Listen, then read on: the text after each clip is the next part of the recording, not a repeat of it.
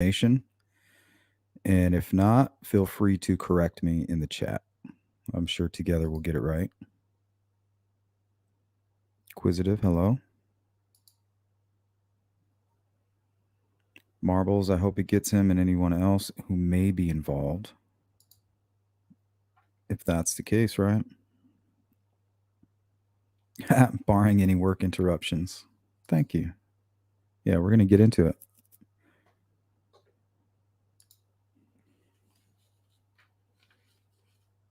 Yeah, let us know, Willow.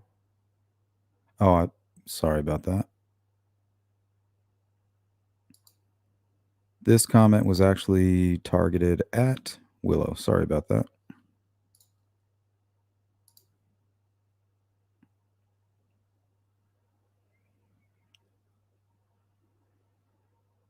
Oh, wow. I mean, that's new.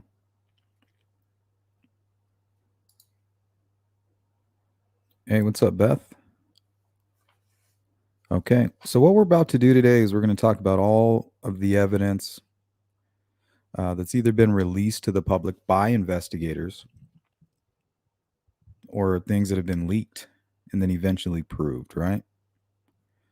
I'll give you the sources of where most of this information is coming from. For example, we know the science and human element that Doug Carter referred to. He was quoted. We now know that's the 40 caliber. But he also speaks of fibers and unidentified hairs. We haven't heard anything about that. We know they took hair sample and blood from Kagan Klein. That would explain the hair, right? Haven't heard anything about that. Is that matching to Richard Allen? Would we know about that? Should we? Hey, Jari.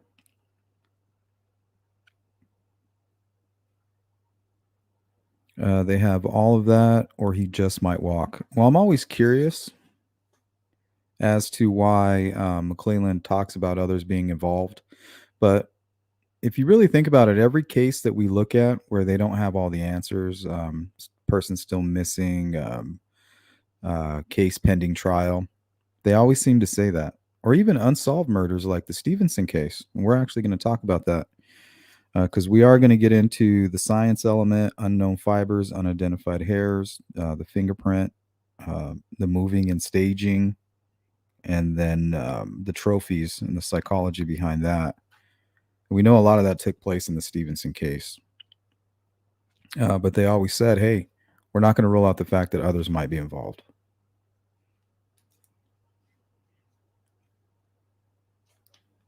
Which is smart, right? Why would you rule it out if you're not 100% yet? So, with that being said, we might need to kind of keep that at arm's reach that others were involved.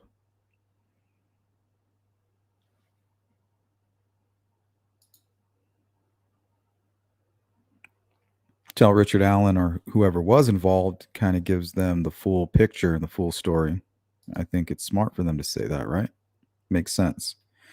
It's up to us to have a little bit of self-control and not jump all over everything. What's up, Beach Fairy? Good to see all you guys. What's up, Jill?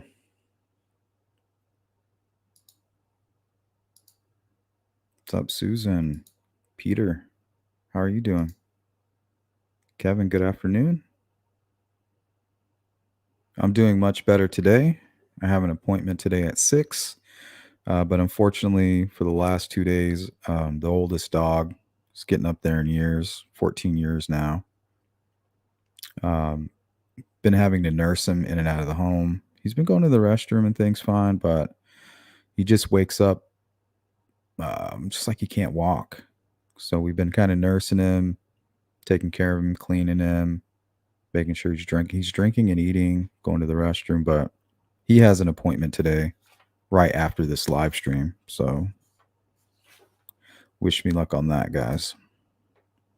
It's been a couple rough mornings, but my health has been actually showing improvement. I changed my diet. I didn't get my walk in this morning because of that. But yeah, I feel a lot better. Can't wait to talk with the doc and see what's up.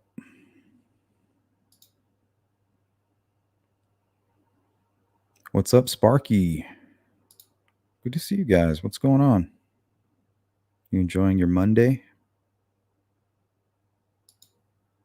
What's going on with Randy? I haven't heard. Hey, Jerry.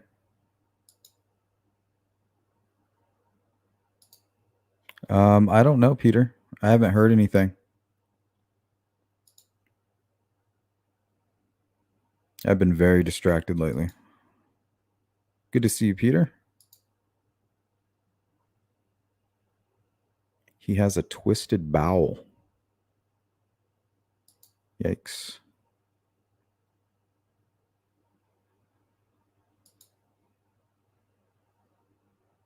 What's up, Brad? Good to see you.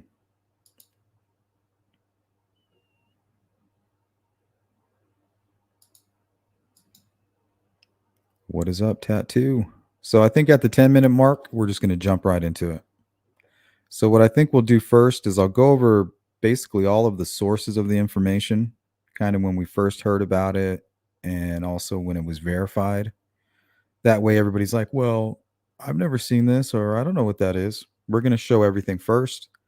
Then I'm going to provide some examples from professionals, try to provide explanations on the science part behind it the best I can. Some examples of where you hear the investigators actually mentioning these pieces of evidence. Some other cases that are very similar, where we have experts referring to the evidence and talking about it, discussing it, kind of explaining it. So we're going to have all of that kind of mashed up.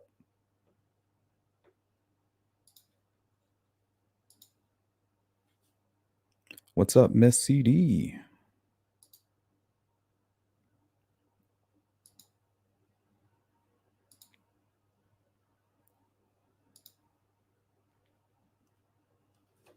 Peter says, Sleuth, do you think the rumors about Alan doing a deal are true? And do you think he's naming others? I don't know. I have that rumor's kind of fizzled down a little bit. I checked the Indiana My case this morning. There is zero movement, which is kind of strange. I mean, there should be a little bit of back and forth, right? I mean, it's been weeks. So that's the only thing that stood out to me. But yeah, I figured if any of these rumors had any weight to it, we would have heard something by now. But the thing is, you got to remember, there's a lot of people that have sources in the clerk's office and in the court systems, locally there.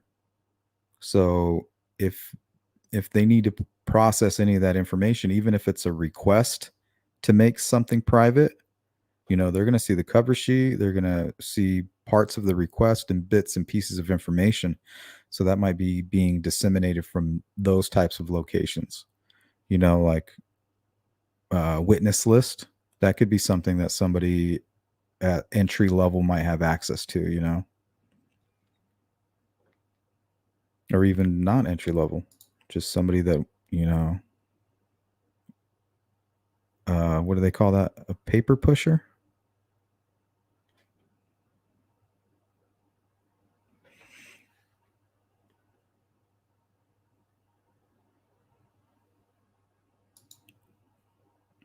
What's up, Hiawatha? Thank you. I appreciate that. Yeah, he's been kind of we didn't take him for walks. We haven't been taking him for walks probably for the last I don't know, year maybe. But he has this John Wayne thing that he had going on, you know. Look here, Pilgrim, every time he would walk outside, he's got almost like he had two guns and little feet with boots.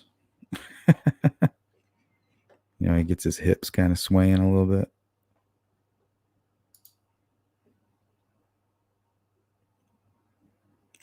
Well, I hope you feel better, Randy.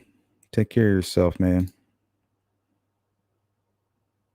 What's up, Pam? Pam's in the house. Good to see you. I just woke up. I worked last night. Well, hope you got to sleep in a little bit. Hey, what's up, Mark? How you doing? Prayers for Randy. Twisted bowel. That's what I'm hearing. Bowel.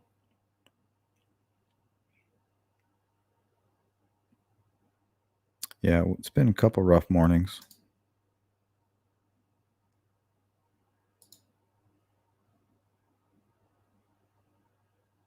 Thank you, Sparky. He's a good boy too. He's a good dog. What's going on, Digi? All right, guys, we're at that 11-minute mark. Let's get the ball rolling here.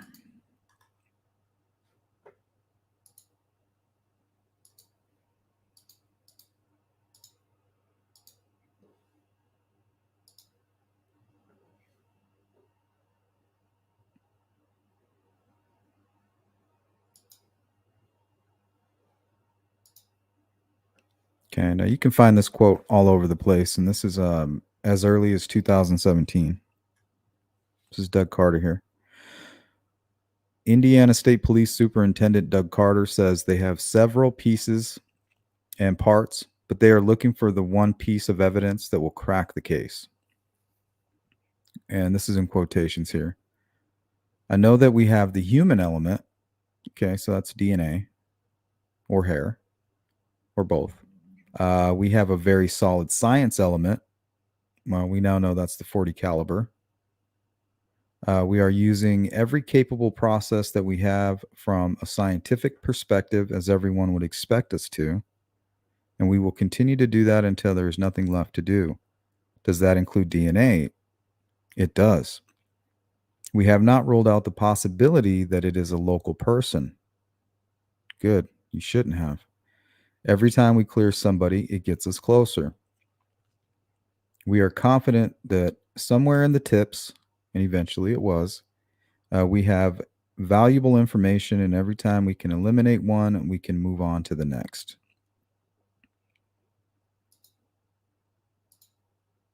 Yeah, we got some sponsors. Thank you, Linda, for a super sticker, and Sparky with the super sticker. Thank you, guys. Appreciate that.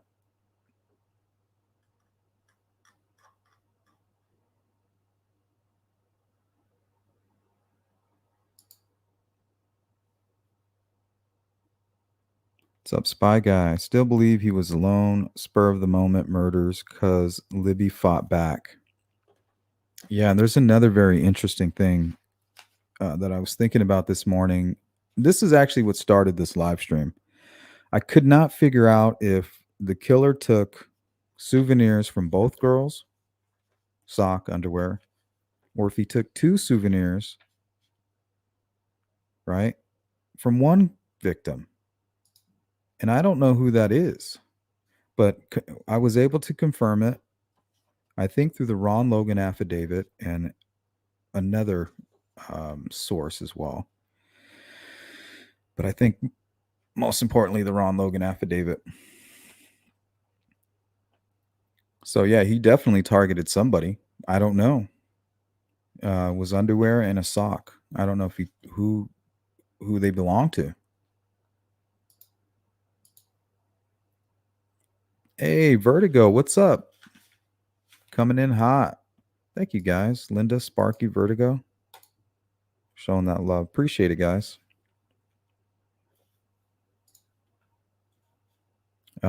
Sparky says, my husband had to pick our dog up and carry her up and down the stairs for the last 2 years, her chocolate lab. Yeah, and that's what I told my wife. I was like, if we got to do this for a while, like, I'm cool with that. You know, what? It's not that bad. He can go to the restroom. He just needs help. But we just want to make sure, like, what's going on with his heart rate, if he's suffering, we want to get some x-rays, is there anything broken? Because he could have slipped and kind of maybe something bad happened to his hips or something. I don't know. We went and got a bunch of rugs because he hasn't been doing too good in areas where we have mostly tile. So we rugged that all up. Yeah, we've been doing a pretty good job. He looks healthy. We had some leftover medication, but we'll see what the vet says.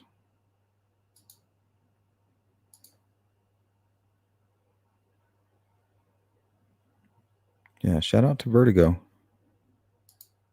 Linda, and Sparky. Appreciate it, guys. Okay, so what do you guys think about that? Doug Carter saying we have the human element. Is that where does the DNA fit in? Is that touch DNA? Is that what we're working with here? Hair and touch DNA? Or do we have DNA, hair, and a fingerprint?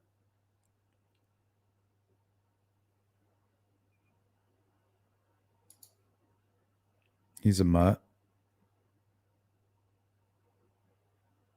Mostly Siberian because he's very, very fluffy, tall, big, always running hot.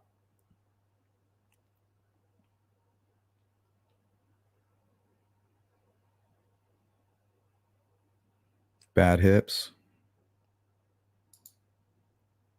Yeah, he was not liking the tile. We tried little shoes first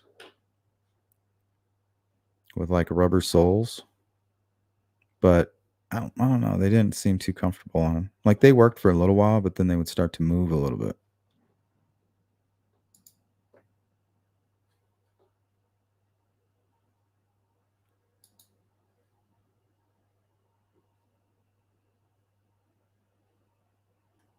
What's going on? GP in the building. Horihito, what's up? Yeah, Fluffy and Arizona don't mix. Not at all. Yeah, we're always, well, I wouldn't say we, but my wife is constantly grooming him. She like blows the hair out with like a high powered I don't know what you'd call it, like a vacuum slash blower, I guess. No, they were talking about the crime scene, Horihito. Human and science. That's what they're at. They're asking about the evidence left at the crime scene. It's not witnesses. I thought that a while ago, but that's not what they're talking about. Not in my opinion, anyway. They should be able to identify the print as Richard Allen with his in pharmacy background check, which would be state police. I don't know if that's true or not. I don't know if they would even have access to that.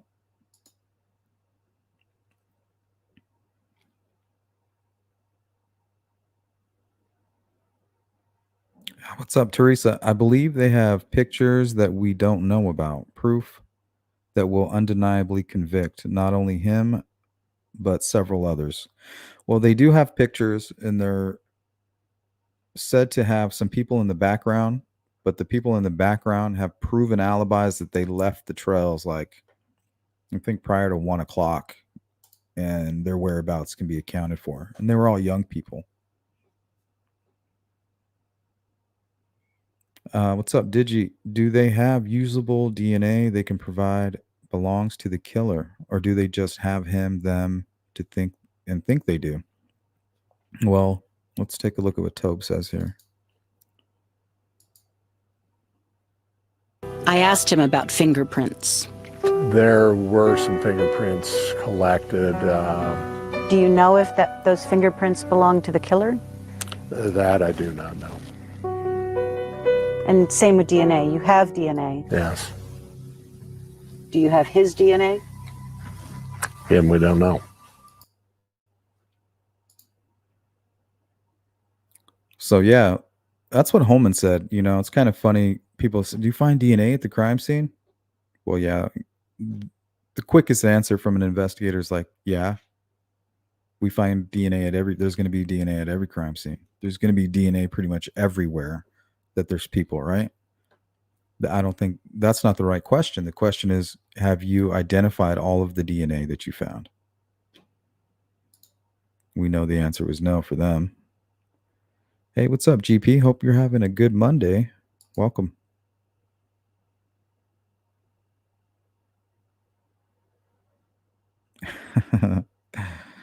Yeah.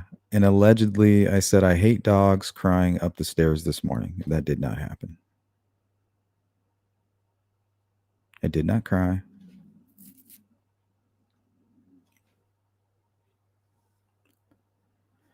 Vertigo. I missed a few lives now with the time difference, but I've been good. Thank you for hanging around. Women with low standards, of which I am one. Nice.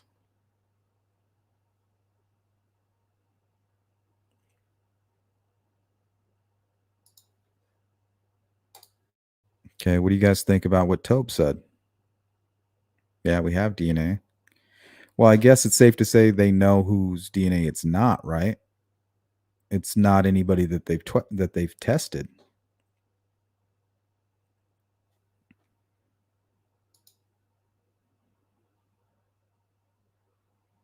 Peter says they know if it's his or not. And let's say they did know whose it was, and let's say it did belong to him. Would we know about that by now?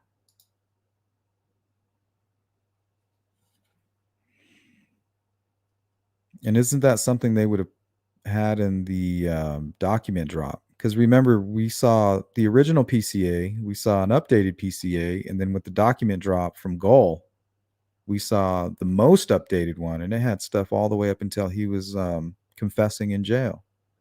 Or, well, technically he's in prison.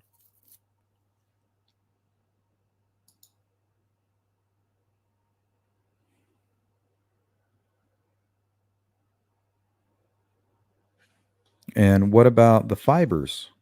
What fibers? And then when I heard about the fibers, it made me think about the fire pit. What were they burning in that fire pit? And why did they cover over the fire pit? Did you guys ever see those images? So when they conducted his search, the fire pit was covered over and there was plants and a garden planted over the top of it. But when the house went up for sale, the garden was gone and there was actually cinder blocks, showing that there was a fire pit. They actually built a fire pit and said, "Hey, look, here's a nice fire pit for you." But previous to that, it was hidden. So why did they bring it back? There was no reason to hide it anymore, right?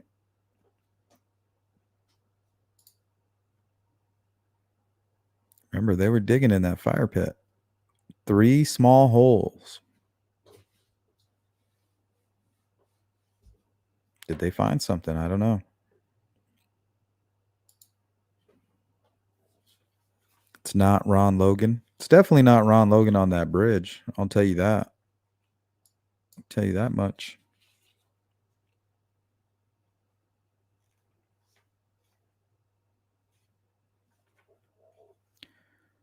Digital says, or it's someone who has a reason for their DNA to possibly be there. Well, yeah. Well, they're not going to say, "Hey, we have DNA," and then it belongs to like Abby and Libby or one of her direct family members. They wouldn't even be talking. They would say, "We don't have DNA." But if it's somebody they can't identify, they're going to, they need help with that.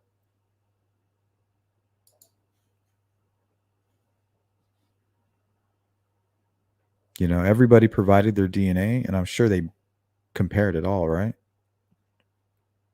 That's the whole point. Don't want a murderer's fire pit. Bad for real estate. Laugh my ass off. AVG says, you still on Delphi? Richard Allen did it. He confessed. Yeah. What's that have to do with us discussing the crime and the case? This is a true crime channel, right?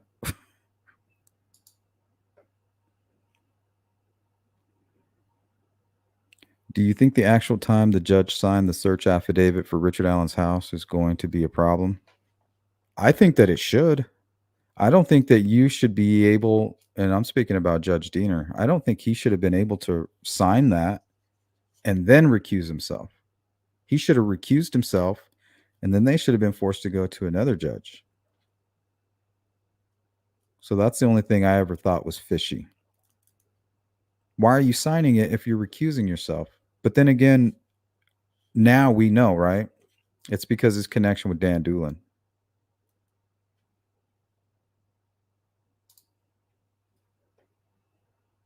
Well, that's what I think anyway. Or his connection with a lot of these people, probably.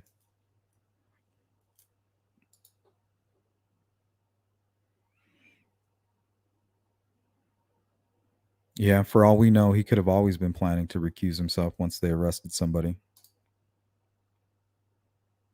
Maybe legally he can.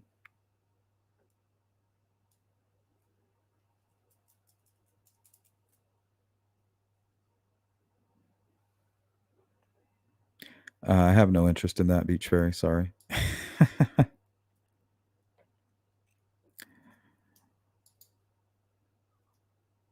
Sorry about that. And it could be legal. I don't know. Not sure. Because at the same time, you're kind of telling him that he's not being professional, and you're like calling his integrity into question.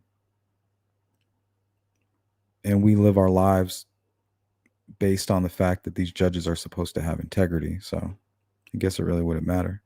As long as he's not making decisions, on Richard Allen, just saying, hey, what I see here, I'm just making a decision on probable cause. Now I'm stepping back. I can make this decision, but going forward, I can't because of what I'm seeing here.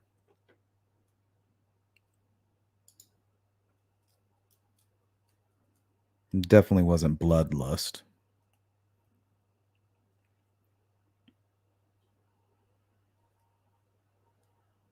Yeah, he got a good massage. The first night he had a bad night, Squatcher. We took care of him. He had a good rest, and then he got up on his own and stumbled outside, went to the restroom, and came back in. But then he had another bad night. We even set the camera up inside to kind of keep an eye on him. Then at some point I woke up and I couldn't see him, so I went down there, and sure enough, for some reason he wants to go in this back corner, and I'm sure it's because he's warm. He likes that cold tile.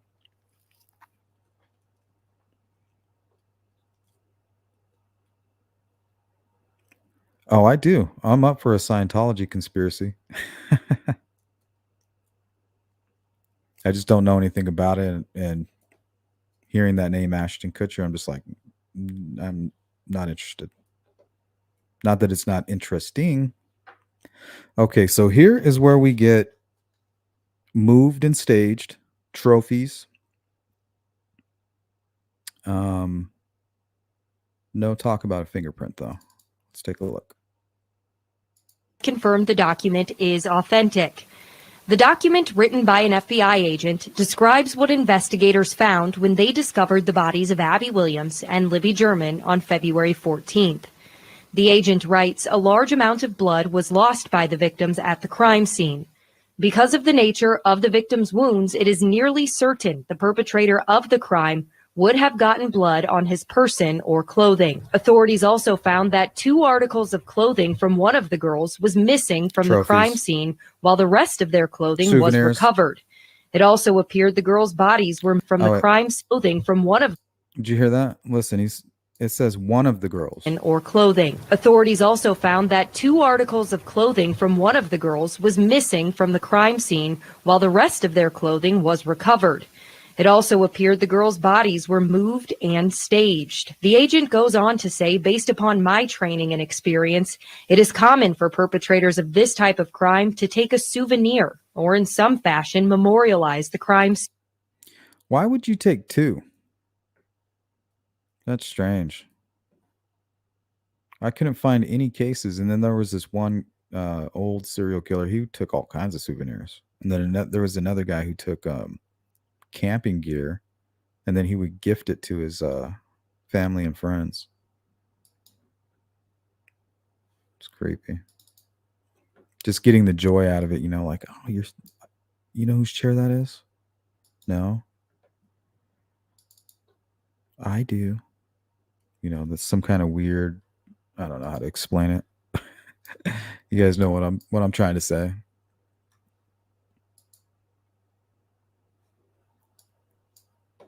Was also discovered, and this is the Ron Logan PCA right here for his search warrant.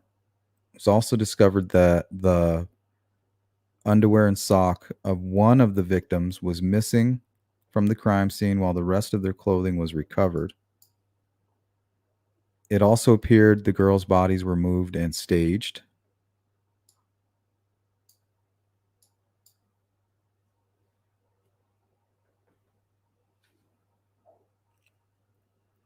And the reason for taking this is for souvenirs or quote unquote trophies.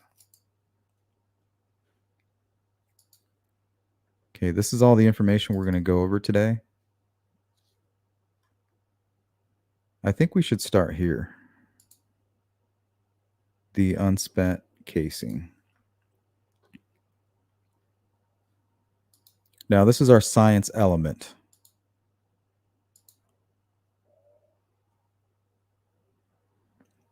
Beach Fairy says, if the judge recused himself due to the connection to someone in the case, etc., you'd think any decisions he made on that case would be remade. Yeah, that's what I think. I think he's legally able to make the decision. He's not making a judgment. He's just saying, yes, there's, probable cause. And then moving forward, he's like, oh shit, they actually found something. This guy's now under arrest. And come to find out, it was Dan Doolin, somebody who I know professionally and work with. So I can't move forward anymore. He's now a witness, That's just my opinion. I could be wrong.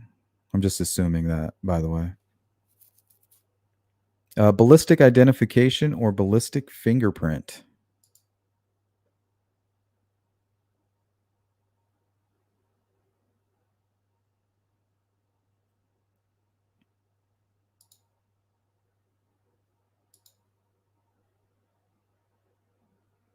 Yeah, right. Beach Fairy says that is odd. I thought it'd be from each girl, not two souvenirs from one victim. Maybe that's how they knew that one of the girls was targeted. And the story was always, hey, Abby was a really good friend. She stuck by her till the end. So what if the killer just ignored Abby at first, got them down the hill and then kind of made his intentions known, gave chase.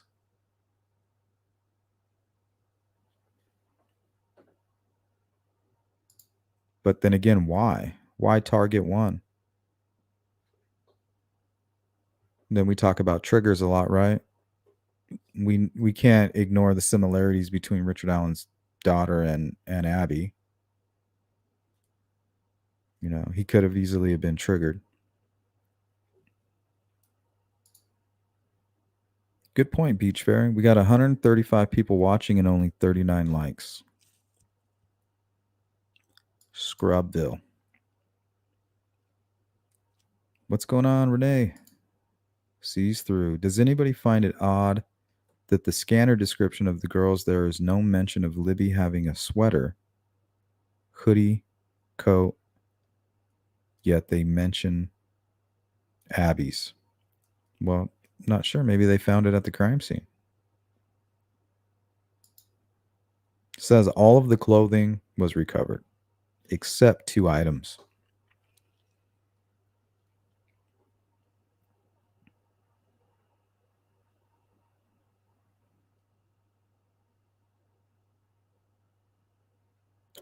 All right, let's take a look here. Every firearm leaves a unique, reproducible markings on each bullet and cartridge case it fires. These markings function as a ballistic fingerprint.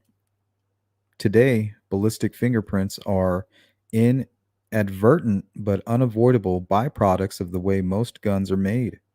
In the near future, however, identifying marks will be intentionally designed into each firearm.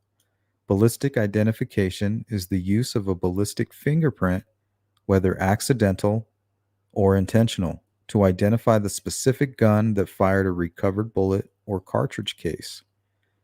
Understanding how ballistic identification works requires basic knowledge of what happens inside a gun when a cartridge is fired.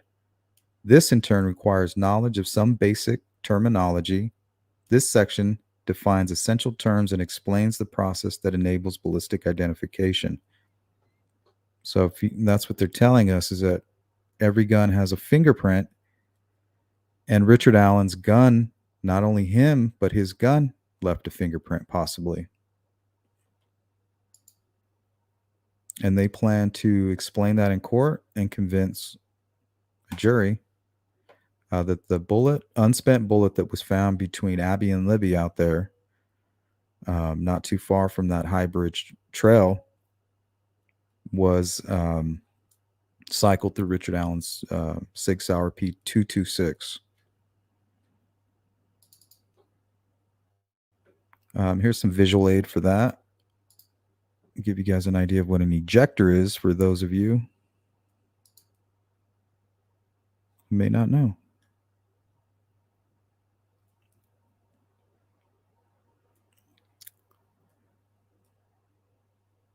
So you can see this right here. If you pull back the hammer and lock it and look into where the bullet comes out of the magazine to be cycled through the gun, you'll actually be able to see this with the naked eye.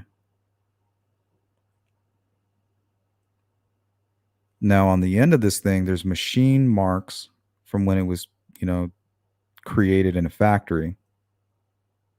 And these machine marks are the fingerprint that will scrape across this shell casing here once it's entered into the firearm and then ejected. Because this is what actually pushes the bullet back out, or the cartridge back out of the firearm. Now, on a microscopic level, when you zoom in onto this, there's absolutely no reason in the world that there should be another gun with that same fingerprint. That's just the way metal works.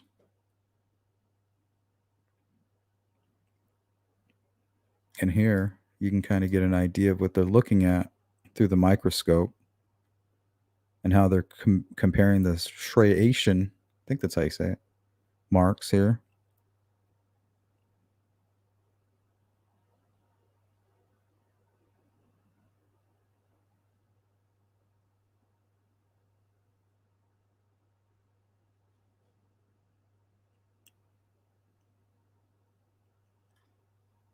And here I see like there's a little ding.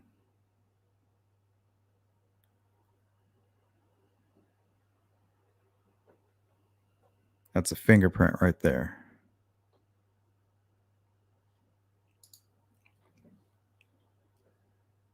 And investigators are trying to tell the public that they plan to use that to convict Richard Allen in a courtroom. Now, they held on to that piece of information for as long as they could.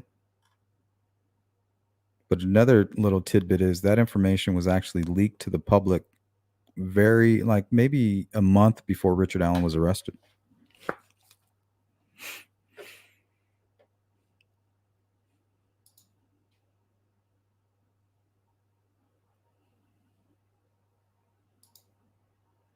Thank you, Sparky. You scrubs. Thanks, Judy. What's up, by the way? What's going on, CJK?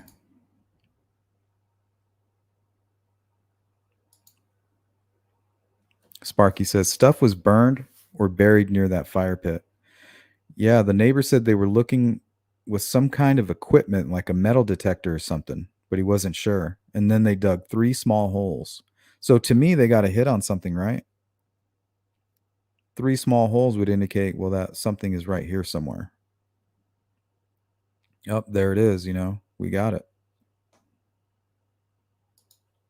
What that was, who knows? Maybe it could have even just been buttons, buttons from a jacket that didn't completely burn. Who knows?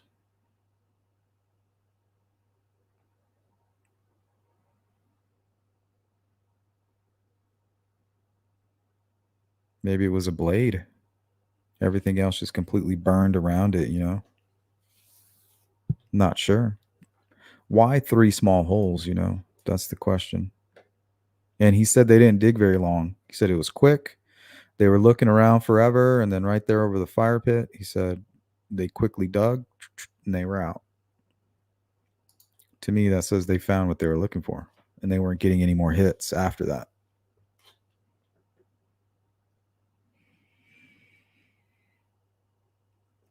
Nothing new. We're just talking about the case.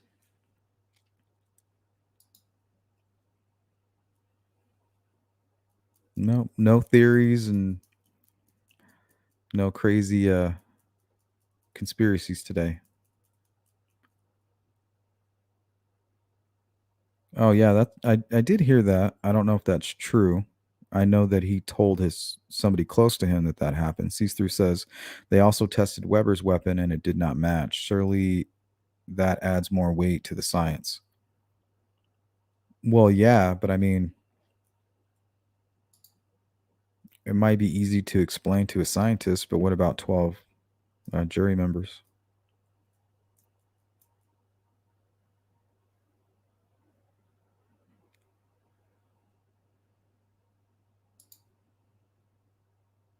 What was Abby's boyfriend's name? Logan. So you had I always thought that was a piece of evidence, Logan, because they bothered Ron Logan. They bothered her boyfriend, Logan, and then I believe one of the Maxwells. So I don't know. Is there just a lot of Logans? I don't know.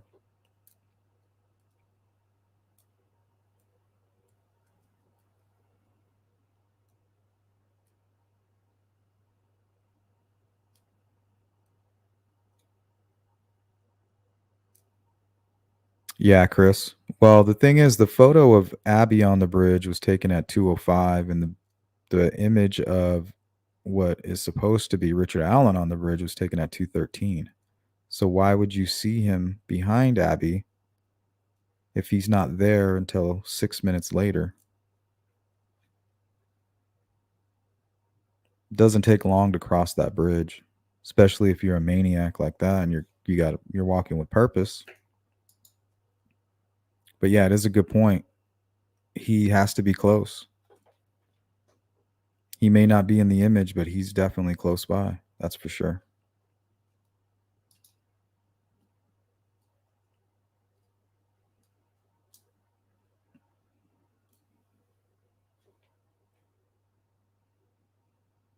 Yeah, Tammy, I don't know if every gun, but I think they try to.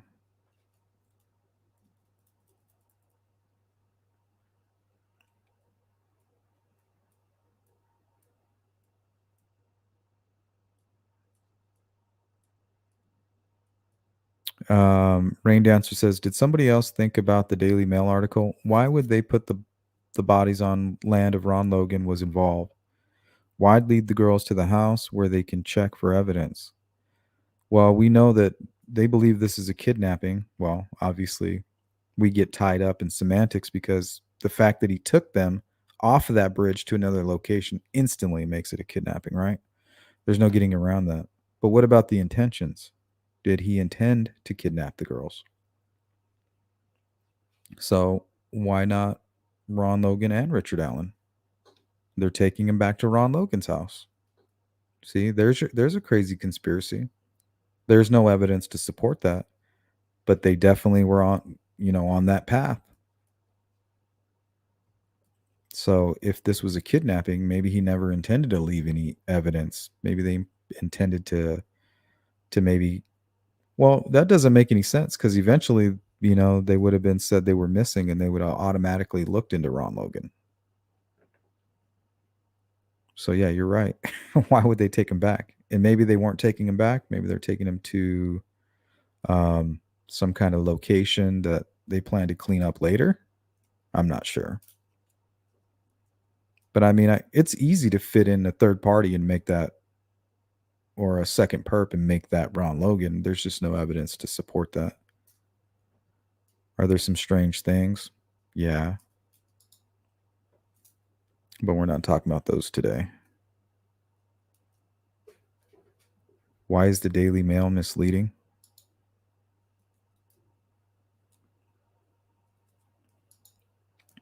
I think that's what they do. I like turtles. Interesting about the name. I wonder if there's more to that. Could be. Or it could just be a coincidence.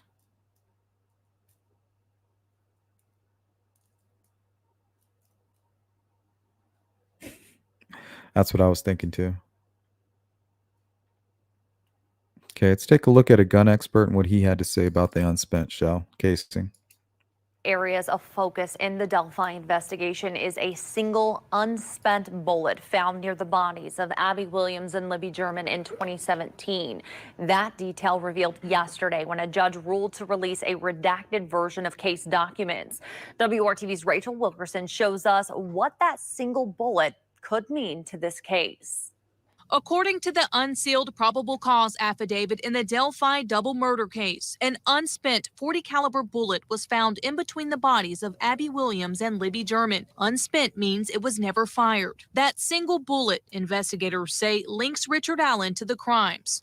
An Indiana State Police laboratory analysis on Allen's gun reveals the unfired bullet was at one point loaded in the chamber and had extraction marks on it. Indianapolis gun expert and defense attorney Guy Relford explains how that happens. When the slide comes back like this, a round is extracted from the chamber with what's called an extractor, which is like a little claw that actually hooks on to this protruding rear edge of the image I cartridge, showed you guys. pulls it out, and then the ejector sort of kicks it out of the ejection port. So that claw, that extractor that grabs onto that little edge on the back of the cartridge can leave a little mark on the shell casing, even on an unspent round, through the process of extracting that unspent round out of the gun. Okay, so that's the part I wanted to share with you guys there. Just a little bit of help from an expert, you know.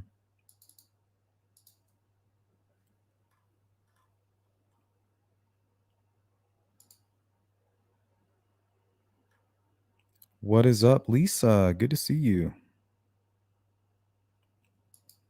Bismo. How you doing? Have a sick family member? Oh, I'm sorry to hear that. My grandmother has dementia. It's awful. It's the worst.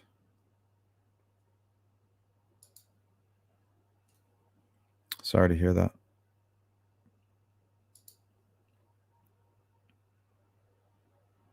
Chris, what's up? So I guess at 2:13, Abby must have been walking on the bridge. Yeah, much further also. The first image was like towards the north side of the bridge, and where they were abducted was towards the south end. And from my understanding, Abby wasn't very familiar with that bridge. So she's obviously taking her time, right? But she's determined. That also could be the reason why they say she's stuck with Libby. Libby's being possibly groomed or convinced to cross that bridge. She's not going to do it alone. I need my best friend. Just 1 second.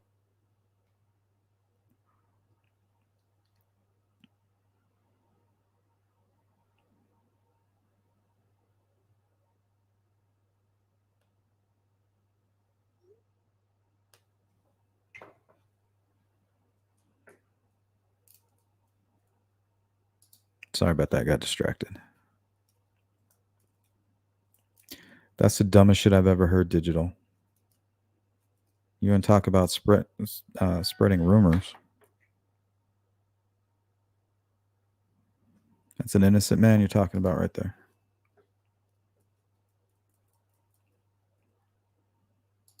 Guess we should start dragging him. I think he was already dragged through the mud.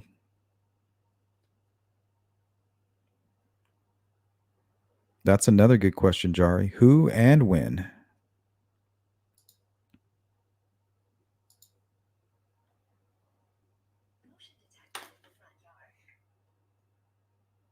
Judy B, does anybody know if they just searched Ron Logan's home or if they also searched his barn? I'm very curious about this. Well, that's what this probable cause affidavit was all about. See, when Ron Logan was first looked into, he was on probation, so they didn't need his permission. But they can't search everything. They can just go check his home. And they did that right away.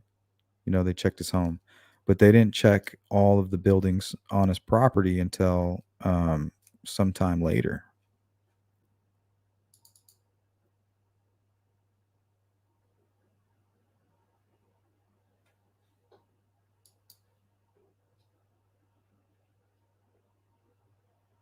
I want to say March 11th, actually.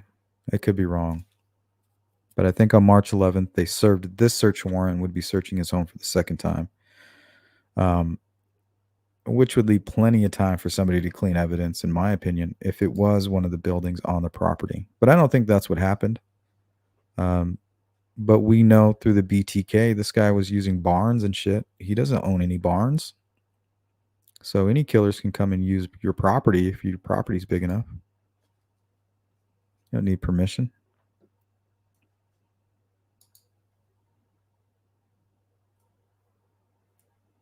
CJ says, I'm waiting to hear breaking news, possibly coming up soon.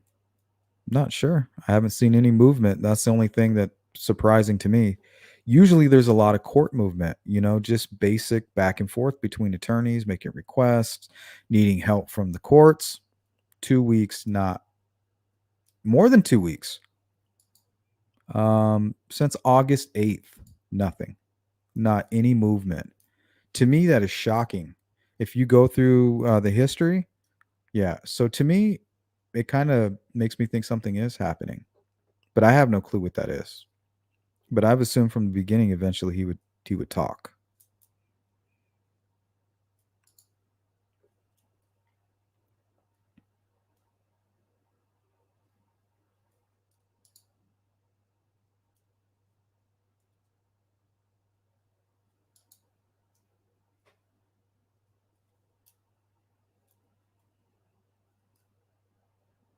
No, they searched it on March 11th.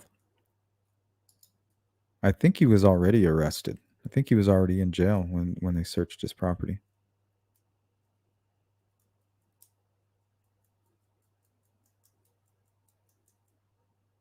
Yeah, CJK. CJ says, I'm amazed pro Allen people don't listen to ballistic experts. I'm surprised there are pro Allen people. Let's start there. That's weird, How do you accuse family members and then you want Richard Allen out? And yet you guys watch that shit. Crazy. Bismo, thank you very much. Wouldn't wish that disease on the worst. Yeah, it is the worst because it's so psychological. It's very traumatizing to be forgotten by the person you care about the most. It's not easy.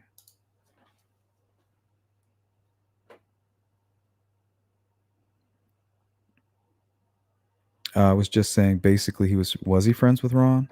Why would you say that if you don't know? Strange to say something like that. Now, are you asking me if he was friends with Ron? I would say no. I have no clue.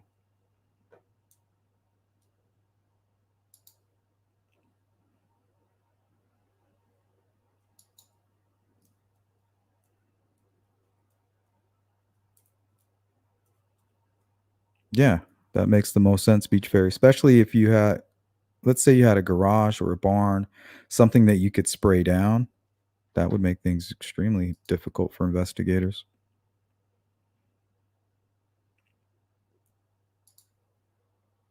Sees Through says, Abby got to platform 3 in 2 minutes. I don't think they were walking. I guarantee they were walking slow. I know for a fact they were walking slow. Because it only takes 3 to 4 minutes to cross that bridge if you just walk it and don't stop. If you're taking a picture at 2:05 and and Libby's only on the first or the first platform, you haven't made any movement at that point. And then comes 2:13, you've probably begun to book it because there's a creep coming up behind you and you still haven't made that much progress. And to me, that's what may have been another trigger, seeing them struggling on that bridge. And it also makes me think that Abby struggled on the bridge and Libby didn't because she was already off the bridge filming, almost as if like, you got this, hurry, come on. Is that guy still behind me? Yes. Like you got to hurry. So I think she was struggling the whole time. And that's what made him think there's no way she's going to run across this bridge. So that could have been another trigger for him. Kind of like caught in a spider web, shaking the web.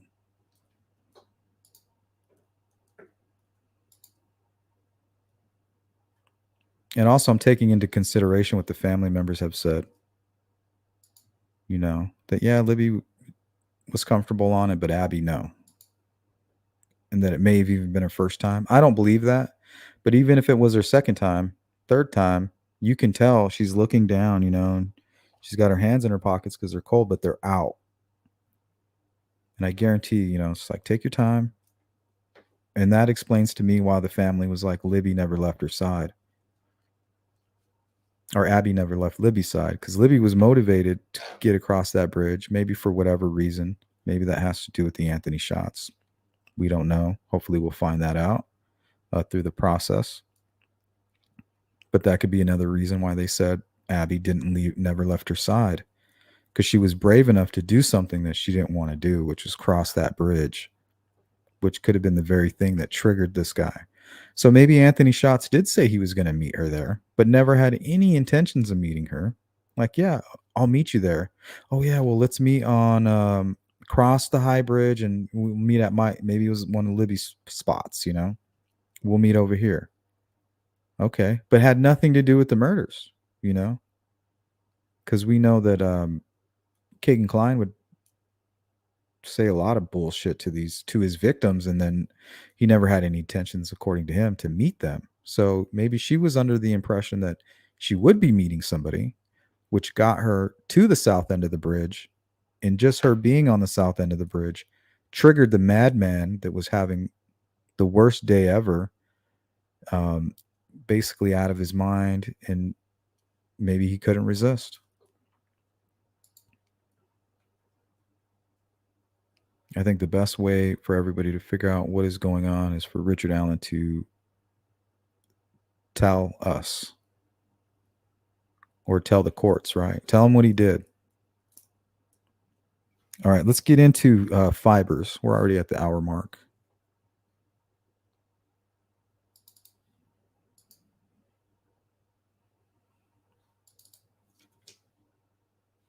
Imagine you were given a set of dark blue towels as a gift. The thought was nice, but the towels themselves weren't, because they weren't very high quality. When you dried yourself with them, you got covered in little blue fibers. Not exactly what you expected from the towels. While these left behind fibers annoyed you, to a forensics analyst, they are a gold mine. That's because fibers can provide clues about who was at the scene of a crime. Because they're so small, fibers are considered trace evidence. Other types of trace evidence include glass shards and hair. Fibers may be collected at a crime scene with tweezers, by vacuuming, and even tape lifting. Like all pieces of small trace evidence, fibers are easily moved or lost, so collection must be done quickly and carefully. Fiber sources are not limited to clothing or fabric material. In fact, there are 3 different types of fibers, which are classified based on what they consist of. There are natural fibers that come from plants and animals. These include materials like wood and cotton. There are also manufactured fibers, which are fibers from unnatural materials that are created from natural materials. Rayon is an example of this type of material. And finally, there are synthetic fibers, which are fibers from completely man-made materials. Think things like polyester for this type of material. If you look at a fiber, you might not see much there. But fibers can provide many pieces of information, such as what may or may not have happened at a crime scene or who may have been there. This includes both victims and criminals.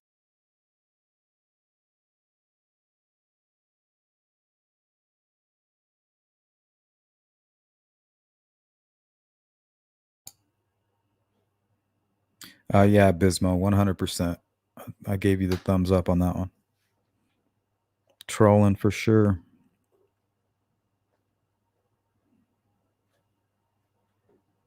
Sorry to hear that, Judy.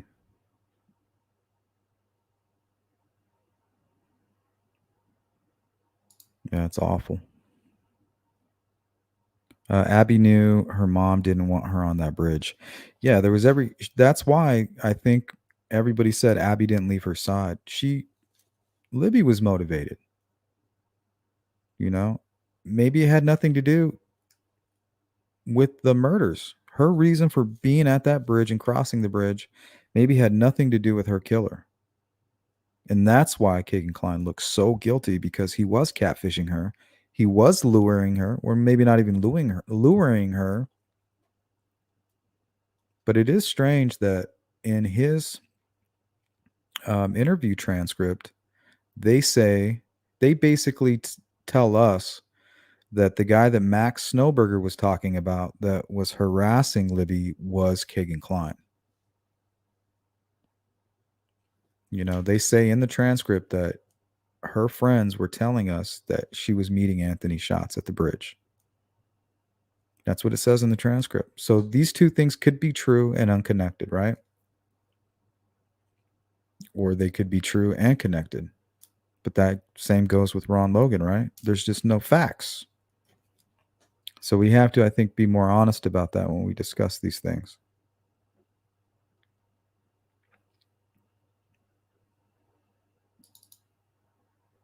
Okay, this was a disturbing case here. Let me share this with you guys. Melissa Brannon, she's still missing, by the way. This was an image of her at the time, 1989. I think you can find an age progression online if you guys are interested in the case. This is going to have to do with basically fibers that kind of led to the arrest, at least of a kidnapper. I don't know if he was convicted of murder, but she is still missing. Melissa Brennan was 5 years old when she disappeared on December 3rd, 1989. Melissa and her mother Tammy lived in the Woodside Apartments in Lorton, Virginia, and had attended a Christmas party in the apartment complex that evening. After the party, Tammy and Melissa headed home, but Melissa returned to get some potato chips. She was supposed to come straight home, but never made it back. Caleb Hughes, the groundskeeper for the complex, immediately raised suspicions.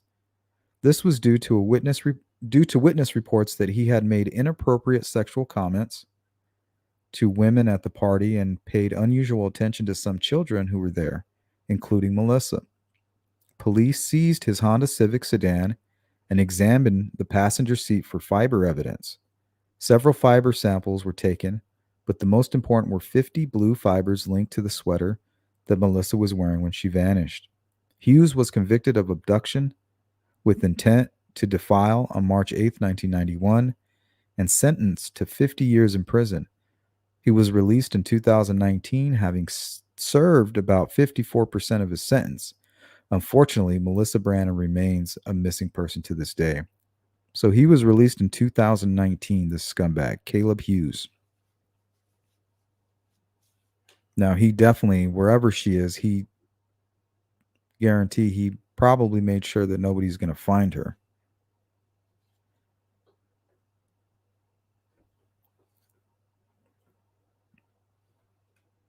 Yeah, imagine him being your neighbor.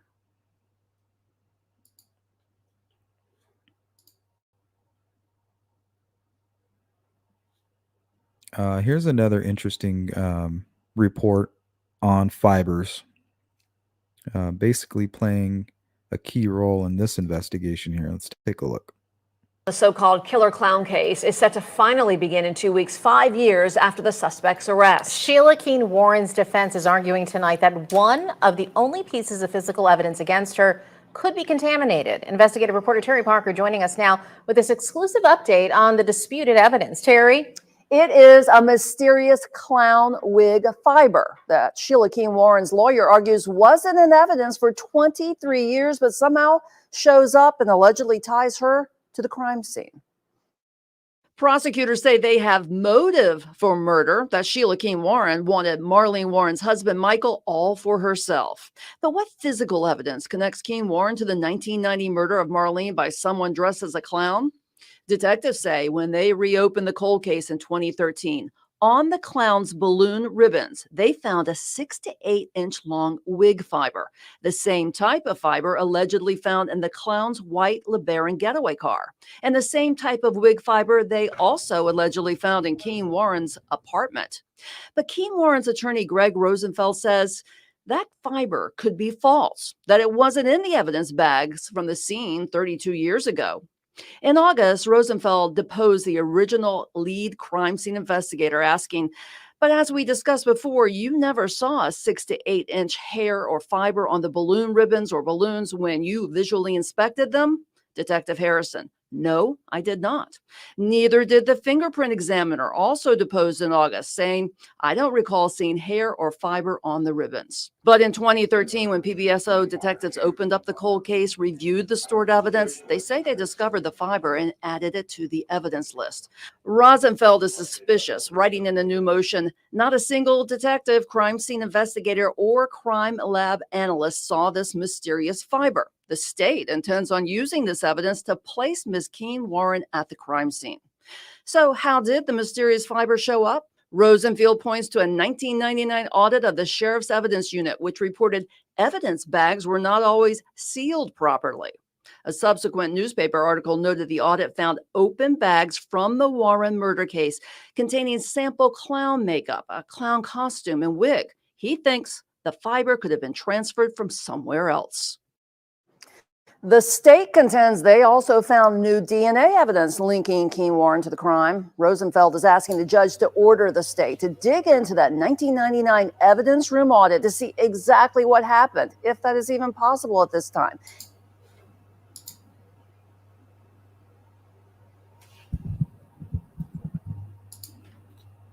You guys hitting up that poll? Make sure you participate in that if you could. I appreciate it. Michael B., the uncle who dropped the girls off,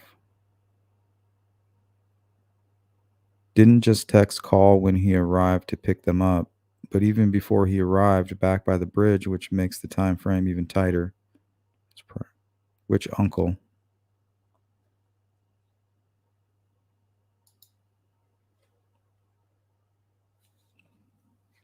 Kelsey dropped them off, and Libby's father went to pick them back up. You said Klein was catfishing Abby and lured. I don't know if he lured her, but there could have been an agreement. It could have even been Libby's idea. You know, if you meet me at the bridge, you know, we can see if our parents are coming, and then we can come out of the bushes, you know, maybe sneak under the bridge. That's the kind of stuff I did when I was a little kid. You know, try to sneak a little kiss on the cheek or something. So it could have been her idea to cross the bridge. Maybe she wasn't lured.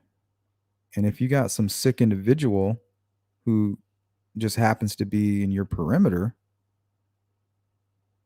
so anything could have happened. He could have first seen Libby, who looks like his daughter, had some kind of weird trigger, didn't set him off. And then now he has a confrontation with the girls, maybe at the bench area or somewhere around there is what I think. That sets him off. Like, no, he's already triggered and now he's set off by something, right? Who knows? Or he could have already been completely set off, ready to kill. That's why he's wearing layers. That's why he's backing in. He's like, I'm coming to this trail, to do something bad, to find a victim. And that's when he sees Abby kind of struggling. He's like, there's no way she's going to run away. She can barely make it across the bridge. How's she going to run back across? All I have to do is get them down the hill. Maybe he gets them down the hill, fight, maybe not even a fight. They just say, hey, let's book it. Libby being familiar with the area knows that there's a sandbar there. So everybody thinks, well, the killer has to know the area. Well, what if it's the victim that knows the area and the killer's giving chase? You know what I mean?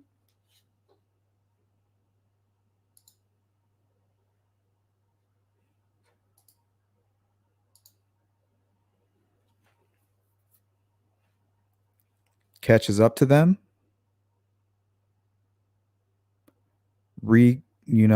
Cycles the bullet for intimidation purposes. And then maybe that's when he starts bringing out his little stuff that he has. Maybe he covers their heads. I'm just trying to explain why there's no signs of a fight or a struggle. To me, that's defensive wounds. And I'm trying to figure out why there would be no defensive wounds. And the only thing that explains that is either you're turned around or your head is being covered or you're being blindfolded. And the first attack is fatal because you're definitely going to, if it's not fatal, you're going to respond and you're going to be flailing. And that's what would produce defensive marks, right? Broken fingernails, maybe some wounds to the hand. According to Ron Logan's probable cause affidavit, none of that happened. So to me, that could suggest that he did go there prepared to kill.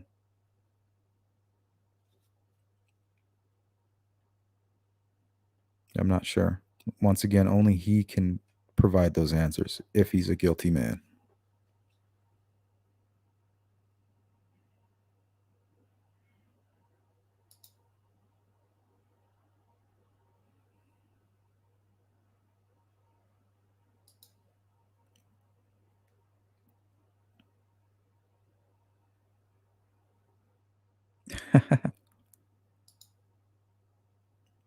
Well, you're in the right place if you're confused. What's up, Shay? Last time I hit the pole, I totaled my truck. Nice. Participate in the poll. Don't hit it.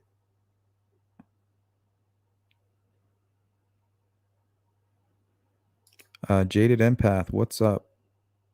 Being murdered by a clown is literally the worst. Yeah, isn't that scary? Only a really psychopath would think up something like that.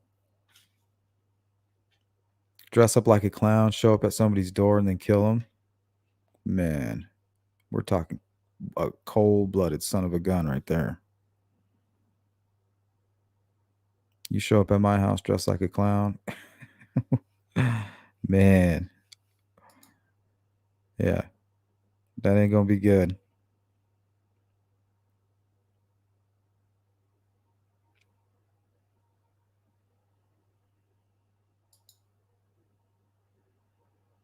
Because I just don't know what they have. Well, we just talked about what they have. We know they have 40 caliber, unspent, with the fingerprint, not from Richard Allen, but from what? His firearm. We know for a fact they have unknown fibers and unidentified hair. According to Tobe, they have DNA and a fingerprint.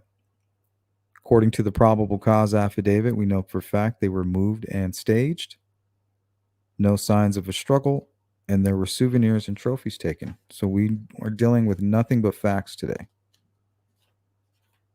Now we can, and then we can begin to talk about it, speculate, whatever, as long as we can do it in a reasonable manner. Law enforcement clearly said the killer probably knows the area. So what do you guys think about my theory? Maybe Richard Allen isn't familiar with crossing the bridge or even going down there. Maybe he was just determined, and it was Libby that was familiar with the area. Well, of course, the killer would have to be familiar just to know about the trail, right? But we always thought because, they crossed the bridge, went down there, crossed the creek, up onto Ron Logan's property, that they had to know that area. But maybe that's what took so long, If this was Richard Allen on that bridge and he committed the murder, he was there for an hour and 45 minutes moving and staging and doing whatever it is that happened out there. Maybe he was lost. Maybe he didn't know where he was. So, and this is just a theory. I'm not stuck on this, or I'm just throwing it out there. Maybe Libby was familiar with that area. She knew she could get out that way. She knew if she kept running this way, that shortly over that hill is where her ride would eventually be coming close by there. The cemetery is over here. Ron Logan's property is over here. Potentially, these could be places that they've snuck through. A shortcut. Explored. And he could have just simply chased her into that location.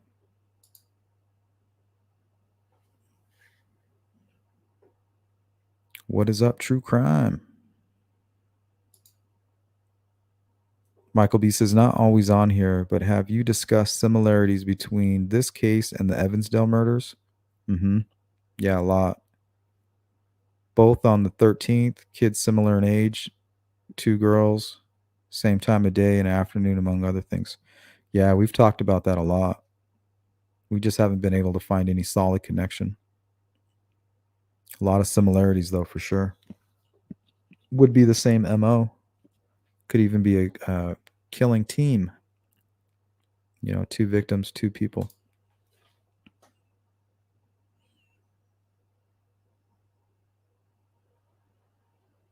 Chris Owens, I don't know. Chris is asking, was Klein catfishing Abby as well or just Libby? From my understanding, it was just Libby.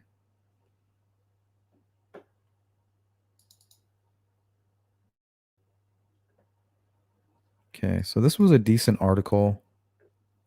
It's going to get a little long-winded here, but we got a little time, so we're good. I grabbed this from News Medical Life Science by Sally Robertson.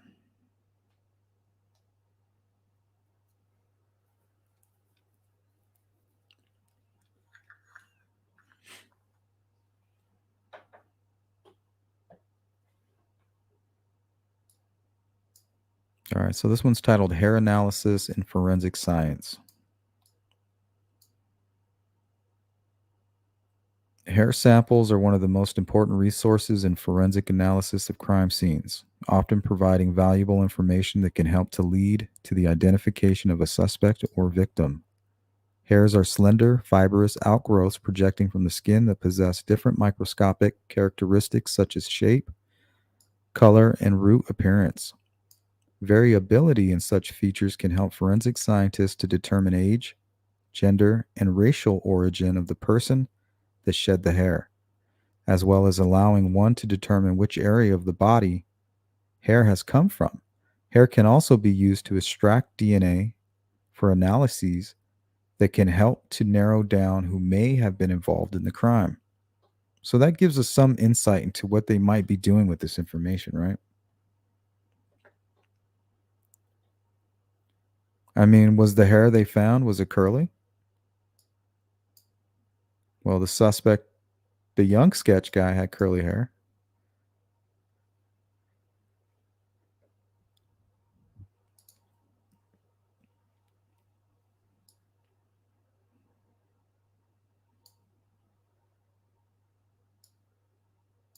So this is what your hair looks like under a microscope.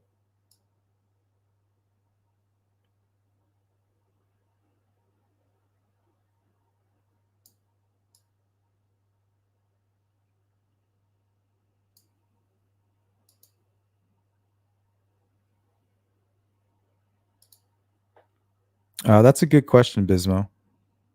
Bismo's asking, makes me wonder, had Abby and Libby only went halfway across the bridge, would Richard Allen have gone through with this plan? Honestly, I don't think so. I do not think so. I think it was the very moment, if this is a lone wolf situation, which I'm not sure, it was probably once he saw that they were there, they had the plan to cross that bridge completely, all the way to the other side. Until he was sure of that, I don't think he planned to cross. And I also think he needed a little bit of time to kind of download that data on what was going on with Abby's inexperience with that bridge. So I think he had enough time to observe, think about it, come up with the plan. So he could have very well have been on that bench. Because if you're on that 505, that bench area right there, I'm pretty sure if you go through the woods a little bit, you can see the bridge. So just because we can't see Richard Allen or the bridge guy, who that might be, in Libby's first photo of Abby, does not mean that he's not there. He could be right there. We just cannot see him in the photo, but he could be right there.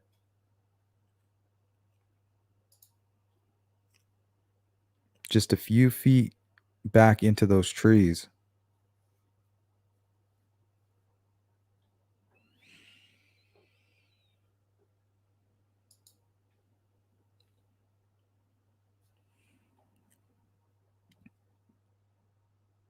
Digital says, I thought they were referring to the crime scene when they said no signs of a struggle. No, it said the victim's body showed no signs of a struggle. Talking defensive wounds. If you guys look at the probable cause affidavit for Brian Koberger, they explained defensive wounds and things like that that were found on some of those victims.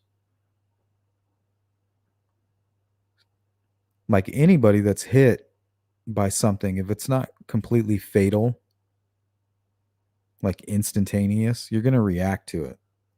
And then you're going to see what's going on. And then the hands are going to come up because you're going to realize that you were hit.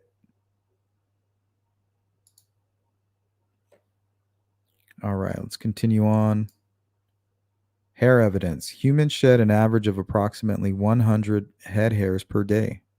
And because hair can be easily transferred during physical contact, it is commonly submitted as forensic evidence to help establish associations between people, victim and suspect, and or people and a crime scene. Such associative evidence is especially useful in violent crimes where physical contact is likely to have occurred, such as sexual assault, homicide, or aggravated assault. Crimes less likely to have involved physical contact, such as armed robbery, would typically involve collecting clothing or other items that may have picked up hair that could be used to identify suspects. Examination of hair by microscopy, God, why can't I say that? Microscopy? I don't think I'm saying that right. Can help to establish whether a hair was forcibly removed, diseased, or treated with an artificial substance, such as hair dye. Forensic analysis use as instrument called a comparison microscope to view a known hair sample and an unknown sample alongside one another to see if they share similar characteristics and could have come from the same source.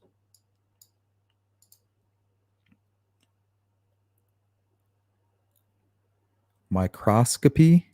I think I got it. Microscopy. It's not rolling off the tongue the way I think it should. Shay Watson, actually, I lied. My truck was parked in my driveway. The cops chased a guy into it. Is that the story you told him? You jumped in the passenger seat? He went that way. Digital says, I thought Alan was working at Walmart in Iowa when Evansdale happened. I may be wrong. What's up, Sam? How you doing? Vertigo says, hit the like groovers. Don't be a scrub.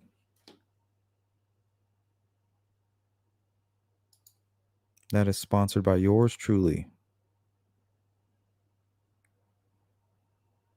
Yeah, Bismo, I don't think he would have.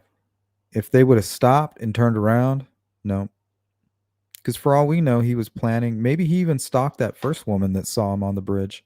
Remember, there was a witness mentioned that apparently walked up to the north end of the bridge and somewhere near, 50 feet away, which is equivalent to that almost near the first platform. She saw somebody and then turned around. So how do we know that Richard Allen didn't say, "Oh, a single woman"? I'm all dressed.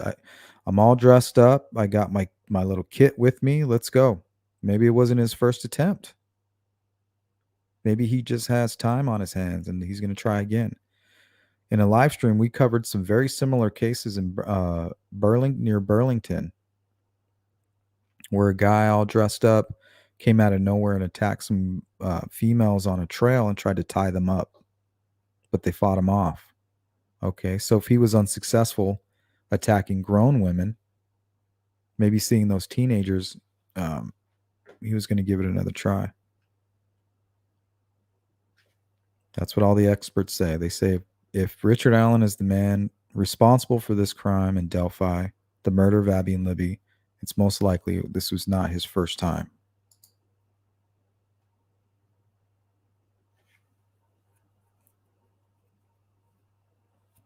I can't remember who it was in the chat, CJK, but they made a good point.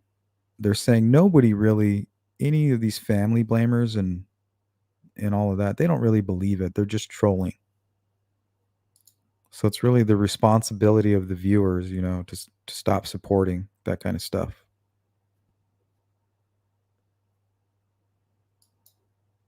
Pengarth, what it do?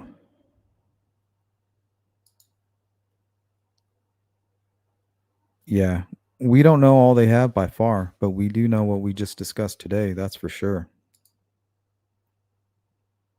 And that's kind of the point of today's live stream.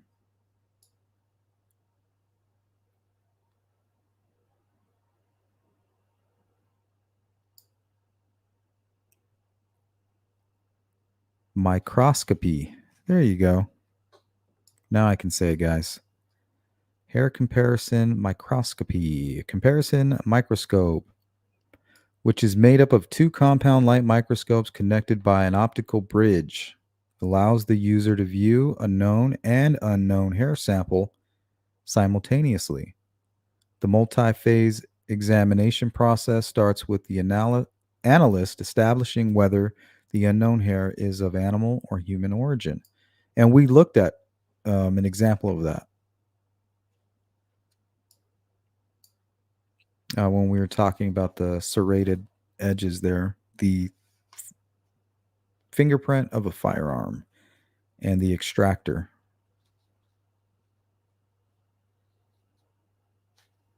If it is an animal hair, the examiner can further identify it as belonging to a particular species, although it cannot be linked to a particular animal at the exclusion of other animals within the same species. Animal hairs found on items of evidence can link a suspect to a crime scene or a vehicle or location where a victim was held. And there was a lot of talk about animal hair in regards to Richard Allen and his cat. So I don't know if there's any substance to that at all. Hairs from a pet the suspect owns, for example, may also be transferred to the victim when a suspect makes physical contact. If the hair is human in origin, analysis can help to distinguish between individuals based on the arrangement, appearance, and distribution of certain characteristics within different regions of their hair.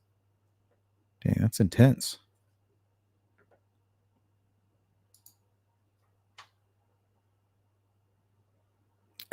Judy, a clown on my doorstep will immediately get popped. You might want to put a sign up. If you're a clown, you are in danger. Ooh, I better get out of here.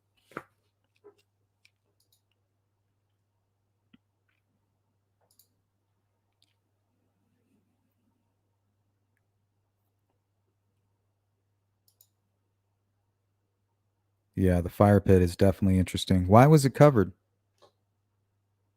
I mean, we can maybe talk about that here in a little bit when we're finished up.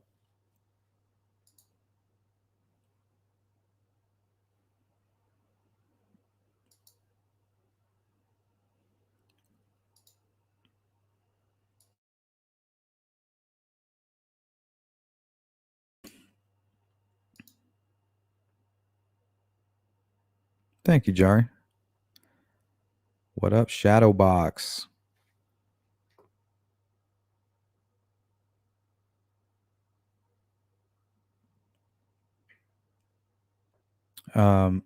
Says, I believe 99.9% it was Richard Allen on that bridge. I agree.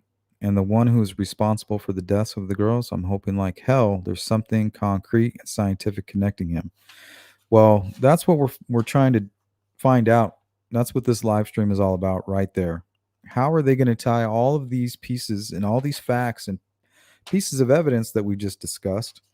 I provided you the sources. I provided you with everything you need to know to understand that this is the facts that we're dealing with. Are they connected to Richard Allen? I haven't had any information released or discovered that I can see outside of the 40 caliber unspent bullet. We haven't heard anything about the fingerprint, the hair, trophies. Yeah, we haven't heard about any of that.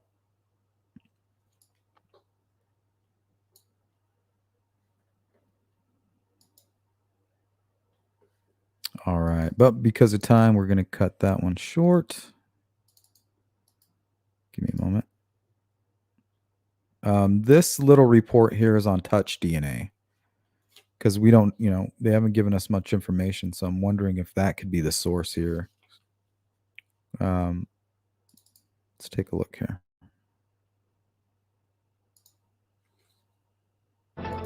Advancements in technology changing the way crimes are solved here in Maryland. Thanks for staying with WJZ. I'm Nikki Zizaza. And I'm Rick Ritter. Now, the big story we're following at 5:30, it's a database housing DNA in Maryland, helping to solve crimes. But here's the problem. The system is decades old, but what's new, advancements in technology now that can actually lift these profiles from crime scenes and victims as well. WJZ takes you inside a state forensic lab. Christina Mendez is speaking with a scientist who walks us What's up, through how Brainstar? this system is helping catch criminals while clearing others. Technology is becoming more and more sensitive to picking up DNA from small or even compromised samples. Sorry to interrupt that report here. I just wanted to answer this question. Rainstar, I think that they're considering animal hair as a fiber possibly, but I could be wrong. This includes something called touch DNA, which forensic scientists say is exactly how it sounds. My skin cells would transfer right onto this GoPro after touching it, leaving behind a DNA profile on an object. DNA is your calling card, your signature. It plays a key role in solving crimes, from catching suspects to clearing others. Maryland's DNA database functions out of the State Police Forensic Sciences Division lab in Pikesville, where this month the 10,000th positive DNA match or hit was made. It took 22 years to get our first 5,000 hits, and then these last 5,000 hits have come just within 6 years. A hit happens when DNA from a victim or crime scene matches a DNA profile in a database called CODIS, a term you've probably heard thrown around on TV crime shows and movies. It stands for the Combined DNA Index System. It links crimes to individuals in the database across jurisdictions. Advancements in technology are helping to grow the DNA database. We're at the point where we can get reliable DNA profiles from not just blood stains or visible stains, but now we're dealing with touch DNA, where people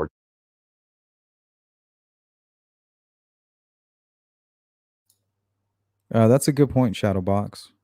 Says the one thing that makes me believe they have a match is because Richard Allen's attorneys are now going for Frank's first Delaware defense. Now that the insanity isn't working, that's a really good point. Simply transferring their DNA by coming in contact with something. Touch DNA is what gave Adnan Syed his first taste of real freedom after spending more than 20 years in prison. Baltimore City State's Attorney Marilyn Mosby says shoes Heyman Lee was wearing at the time of her 1999 murder came back with a DNA mixture of multiple contributors. Syed was not one, clearing him from the case. But who that DNA may belong to is being held close to the vest. I can't tell you or reveal anything at this point because it's open and pending. It would be prejudicial to the individuals that have not yet been charged. Lee's murder is just one of thousands of examples showing how science and technology. Yeah, that's another good point. Yeah, there's evidence, but the way you went about getting it is wrong. Yeah, that'd be awful if any of this information was thrown out. And we see that's the defense's job, We're inclined to believe law enforcement when they have a suspect in custody. So it's instantly an uphill battle for the defense team, unfortunately. But it is their job to create that, a little bit of ounce of doubt, really. Work together in criminal cases. Whatever the it takes. efficiency grows and we get hits quicker and quicker, and we can then use those hits to help to solve crimes. Legislation requires anyone arrested and charged with certain violent crimes to submit a DNA sample, which then becomes part of the DNA database. I'm reporting from.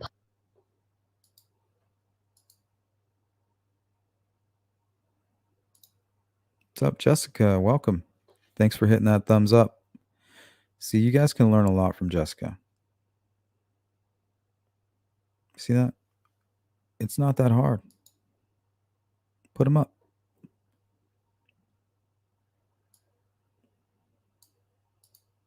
Hey, what's up, Anthony? How you doing?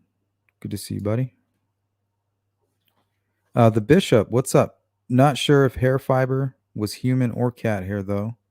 If Richard Allen's hair, that's damning. But if cat hair, then the defense will spin that.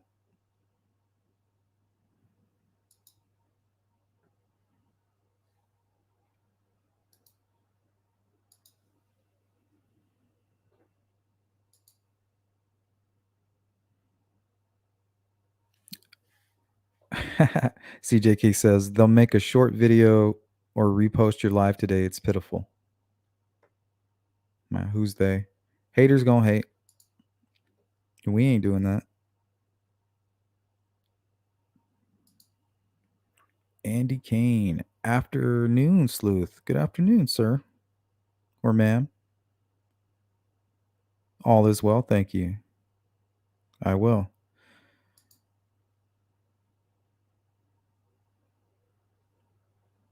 We have a gun maker in our extended family, and he said the marks are unique to the gun it was fired through. 100%. This science is going to hold up.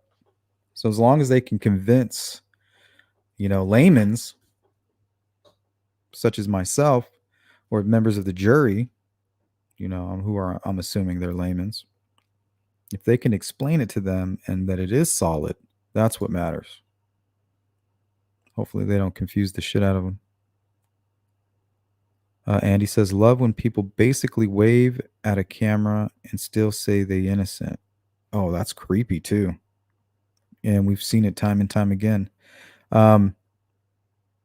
Definitely, I think a sign of a psychopath.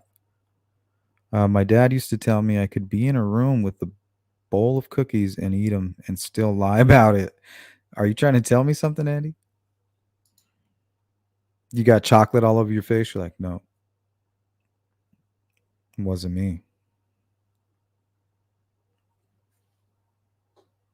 The bishop, I was dreading a 5-hour train ride home to Wells. Thanks for keeping me company and getting me through this, you all. Bro. No doubt. No doubt.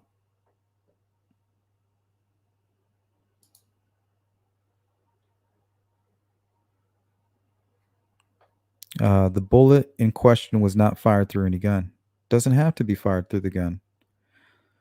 In order for that bullet to go into the weapon, first, well, you could drop it in through the top, but usually you have to use a magazine. The magazine's going to leave a fingerprint as well. But the one that's most important in this case, once he chambered a round into the gun, in order for that bullet to come out of the gun, you don't go digging it out. You don't pull it out with your finger, and it doesn't just magically pop out. It has something that pushes it out. The thing that pushes the bullet out is a piece of metal. Now, anything that has to do with metal that scrapes against metal, you're going to have machine marks. So it's not just specific to firearms. It's really anything metal.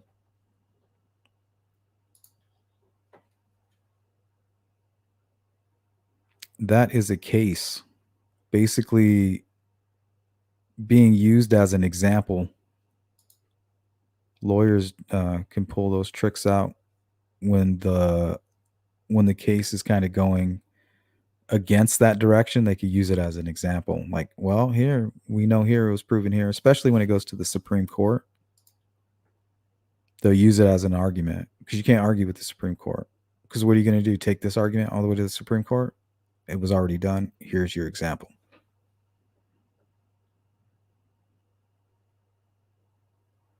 Anthony says, maybe Richard Allen was stalking one of the girls' Facebook accounts. I just don't believe they weren't targeted. It's hard. And they could have been targeted from that moment after an altercation. But as far as being targeted, lured,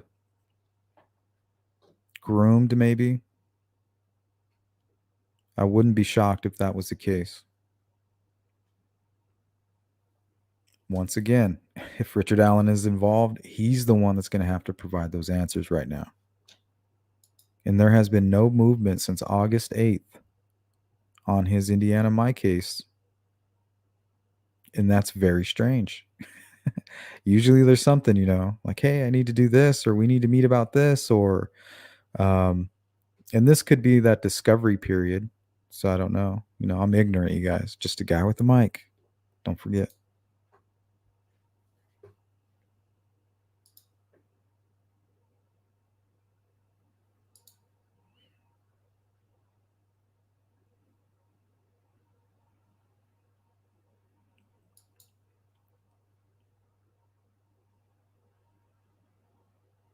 Later, Jill. Thanks for stopping by. Hopefully we'll catch you on that replay. Drop a comment when you come back. I think we're a little past the halfway point. I think we'll skip. I had a long article on fingerprint technology. I think we can skip that one. Let's get into MO, signature, and staging.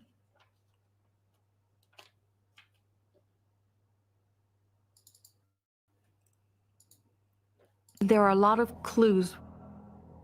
You just have to know where to look for them, and you have to understand what they mean.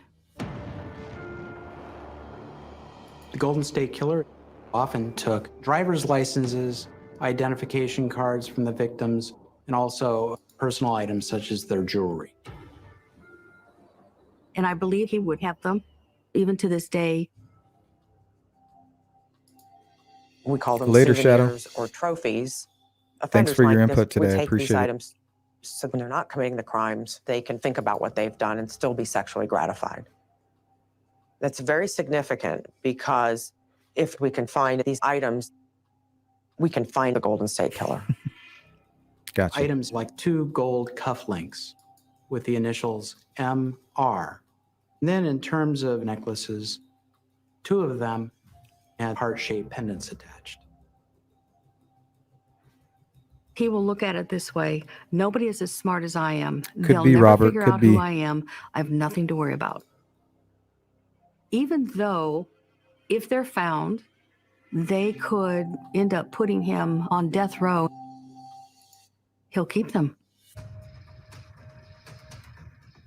But I also think it's possible that with some of the items, including the jewelry, he may have given to someone, to a girlfriend or a wife.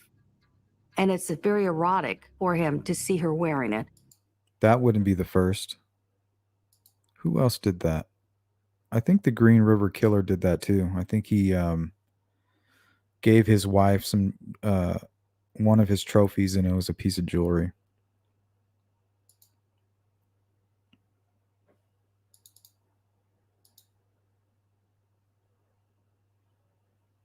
All right. Now, I'm pretty sure you guys are all familiar with this case. The reason that we know about it is because it's very similar to the Delphi case, and everybody who's been looking up older cases, trying to find patterns, stumbled upon this case here. It's the Stevenson case out of Kentucky. Now, the reason we're going to talk about it is because there was staging, moving of the bodies. Not only that, but on top of those 2 examples, they stayed with the victims for long periods of time, kind of like Delphi. The dude was there for like an hour and 45 minutes. This was one of the most revealing reports that I can find of the information regarding this specific case, the Stevenson case. It talks about, I believe, even pentagrams being left. So I thought that was interesting, and I thought maybe there was a connection there, but I'm still not sure. But let's take a look. Couple described as caring and giving, people of God spreading the word of the Lord. So who would want them dead? May 29, 2011, which was 7 years ago. That crime scene, of all the crime scenes I've been on, was the most unique by far. Boone County Detective Coy Cox says this is an old case and not a cold case because he carries it with him every day. I'm not a young guy, and I've made the comment to many people that the day this case is solved, I'll retire the next day. So yes, it would mean a lot. 7 years ago this month, Bill and Peggy Stevenson were found murdered in their Florence, Kentucky home. Years earlier, WLWT actually did a story on Bill in 2000. He was a deacon at a local church and oversaw the Truckers Chapel on Kentucky 18, sharing his faith with men and women who spend most of their lives away from home and on the road. Breaker 19. Hey guys, this is Truckers Christian Chapel. We're going to have church service in here if you want to come on in and join us. 11 years after we shared this story on our news, Bill and his wife were brutally killed. Cause of death, stabbing, and blunt force trauma. But the crime scene is something investigators and federal experts are still scratching their heads about. There were symbols. There were items that were used at the scene to indicate strong feelings or opinions about the victims, Bill and Peggy. Detective Cox says the evidence proves the killer or killers were either with the bodies for several hours or came back to the home long after the murders. No eyewitnesses, no murder weapon found. The home was cleaned, the bodies staged in a certain way, littered with odd items. Cox won't call it a satanic ritual or sacrifice, but he does believe the killer was trying to communicate something. So tonight, the lead detective wants you, the person who did this, to get in touch anonymously, perhaps a letter with no return address, or a disposable burner cell phone. However you do it, Detective Cox is ready for you to reach out. I realize that you're not going to come and sit down and say, hey, I did this, let me tell you what I did. But the why, I think, would be part of what you want us to know. I wonder why he mentioned a burner phone. I wonder if he is kind of revealing one of his hands that hasn't been kind of released to the public as far as information that they have on this killer. Or he knows that this person is sophisticated and would expect them to understand what that meant. Part of the message that you were trying to get to us. And I would ask you to communicate. Well, I will work with you. I'll communicate back to you in some kind of social form. The tips keep coming in. Cox and fellow investigators have interviewed hundreds of people of interest.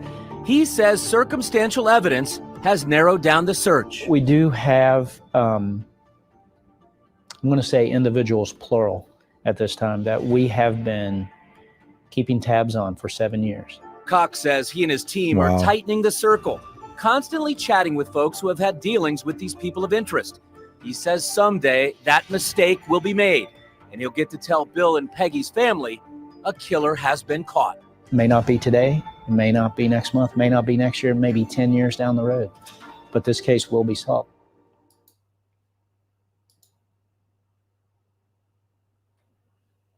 Yeah, very similar. A lot of discussion about truckers with that case. All right, guys, we're going to start closing it out. This is our 10-minute warning. I figure we're going to end with Robert Ives, some of his quotes here. So let's take a listen. It's impossible to think of a motivation for the crime. Generally, when you have a murder in rural Indiana, east of Carroll County, the motive was obvious, the suspect was obvious, and as I've told people, the crime scene is very unusual. It's all very strange. See, and this is why, and I wanted to go back to this comment here because I knew I was getting ready to play this. Now, Robert says, it's not complicated. They had the killer on day 2. But if you look at everything, it's extremely complicated. And you got to look at these victims, or not these victims, but these perpetrators with much more observant eyes, right? Because they know how to play the emotional hand. Like Dan Doolin, we want to drag him under the bus. Why didn't you do this? Why didn't you do that? But we're not taking into account the sophistication and the instincts of, let's say, a Richard Allen, if he's guilty for this. He could have been playing a role, could have had his wife with him, his whole family, and he's looking all innocent and little, like, oh, I was out there, but I didn't see anything. Just like the movie Usual Suspects. He's limping and limping. As soon as he's away from the police station, he gets his stride, pulls out a cigar, puts on his jacket, and his driver pulls up, and he's this badass gangster. You know what I mean? Not saying that's what's happening. I'm just saying these type of people are extremely gifted at fooling the public. So I don't think we should be so hard on someone like a Dan Doolin. Yeah, be suspicious, keep him on your radar. Is there corruption? No, there's no evidence. I mean, you got to keep that on the back burner, right? Because that's our greatest fear, especially here in the United States. Trusting the officials. If you had arrived at this crime scene where the girls' bodies were found, there were 3 or 4 physical characteristics of the crime scene that you absolutely would take pictures of. And I'm not certain of the exact significance of these things, but they are very unusual. See, and going back to what you said, Robert, even the crime scene was weird. It's not like this open and shut case. They don't know who this person was. I think they were hoping, And when he says, "Oh, we all thought we would have this solved in a day or two," I think he was referring to the DNA, like all the evidence that was found. But if this was an open and shut case, that would have been the case. Oh, we got a hit on the fingerprint. Oh, we got a hit on the DNA. We got a hit on the hair. That didn't happen. It's impossible. I have some more here. Let's go to this one. No, I mean, the crime scene was physically strange, but that's for the state police to decide what to release and not release. I've said that before. It's very odd.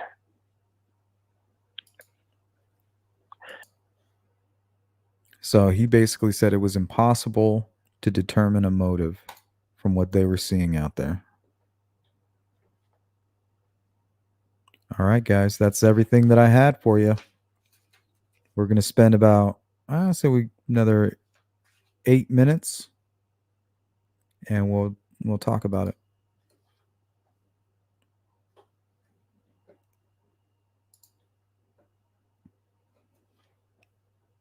Ken Gale, I call it the gift of bullshit, like a used car salesman. 100%. You get home and you're like, what the freak? Like, I remember one time I got hustled and I knew it was a hustle, but I dropped my guard and I wasn't paying attention, and I got strung along down this long rabbit hole in the mind, and then before I knew it, I was like, oh, here's my money. Where's my money? Sorry, sir. Better luck next time. Oh, shit. What just happened?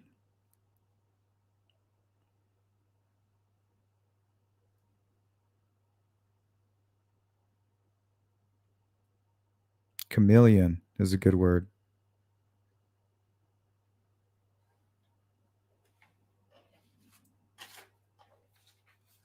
But we will be closing out this poll here. Give me a moment.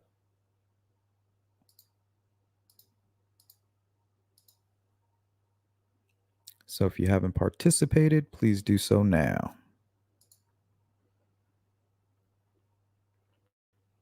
So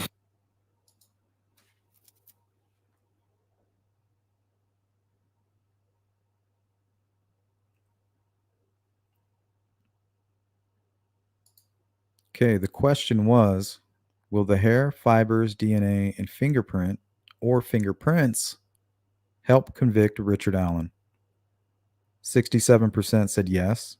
21% said not sure, or my answer is in the comments. 8% said no, it belongs to the perp number 2. Others who may be involved maybe took a more physical role.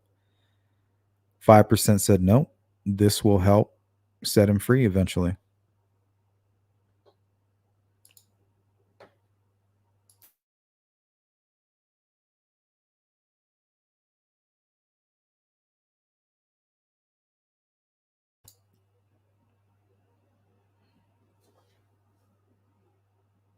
Yeah, I got a video on Ray Stevenson. He was convicted of murder, Judy.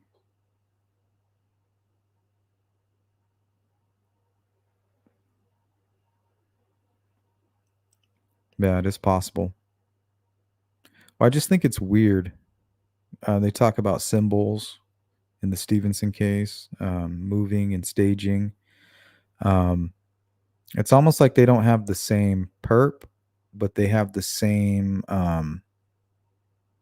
ritual.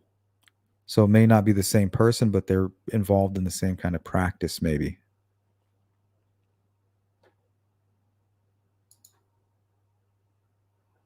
Hey, what's up, Chopper? Yeah, we're going to get out of here in about 5 minutes. A little less. Yep, Ray Hainish.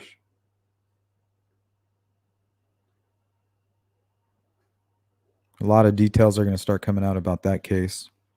Maybe there was some weird stuff like that took place. I think they did. There might have been some moving and staging. I'm not sure.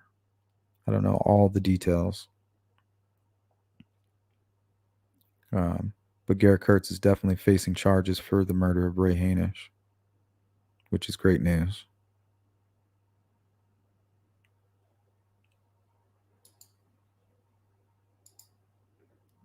Chopper, I'll go to bed and listen to replay in the morning. You got it, Chopper. Have a great day, man.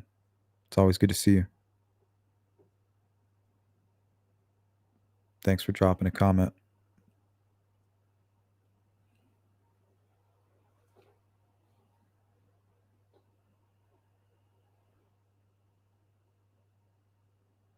All right, guys.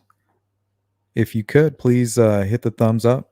Like the video on your way out. I'd appreciate it. Easiest way to support the channel.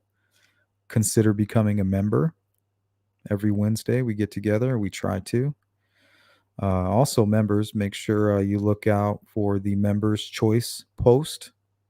We'll go ahead and ask what you want to cover in the next meeting. We'll put it to a vote. We'll open it up for discussion. If you want to donate, you can find the Cash App. I do have a merch shop. Shout out to those of you today who were hooking it up. Linda Boatner, Sparky Dew, and my guy Vertigo. Thank you guys. I appreciate that.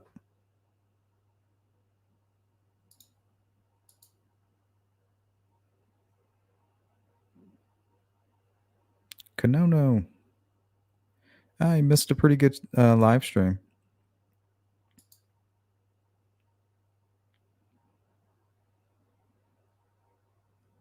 Thank you, Julianne. And the replay crew, you guys know what to do. Drop a comment. We'll get back to you.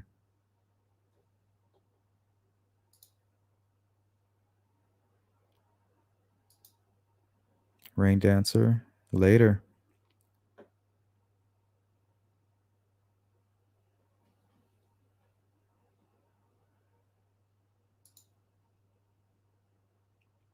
Good to see you as always, Vertigo.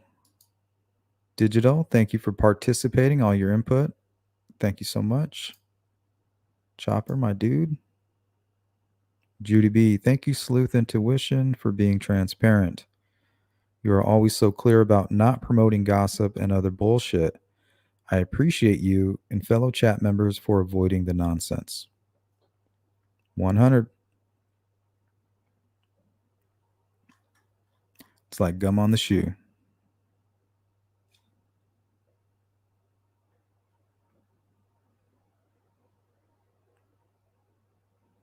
All right, guys, that is my time for this evening. Actually, it's probably, might be the morning for some of you. The early morning even. Shout out to you guys for staying up.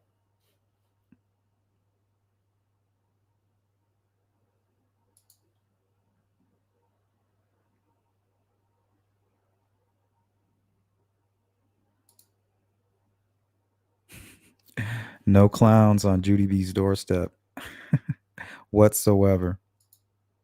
Vertigo, 6 a.m. There you have it. All right, guys. Thank you so much for hanging out. I'm sure I'll see you again shortly. Members, remember, keep a lookout for that members' choice post. It will be up at some point today. Get your input in there. Let me know what you guys want to cover, and together we'll gather as much information we can, and we'll make sure we can get a good discussion.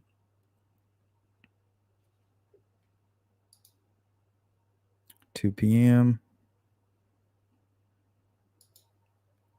Thank you, Judy. All right, guys, you take care. I'm out of here. Peace out.